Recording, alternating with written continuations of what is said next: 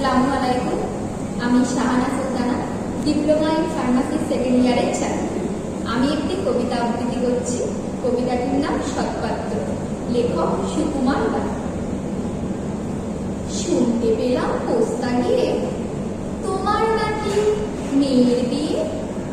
গঙ্গারামকে পাত্র পেলে জানতে চাও সে কেমন ছেলে।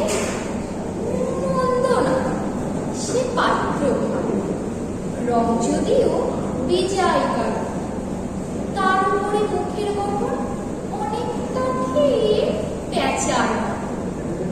বিদ্যে বুঝতে বলছি মশাই, ধন্যী ছেলে অধ্যাবসায়।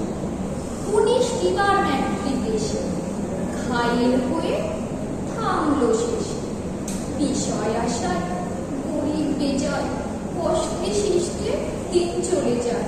মানুষ তো নয় ভাই পুরোটা, একটা পাগল একটা গোয়া, আর একটি সে তৈরি ছেলে যার করে নোট গেছেন জেলে।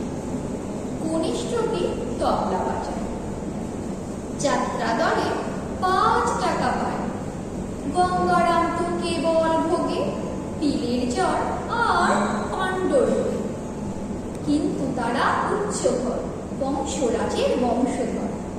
শ্যামলাহিরি বনগ্রামে কি যেন হয় গঙ্গারামে। যাও এবার পাত্র পেলে এমন কি আর মন্দ ছেলে। Thank you.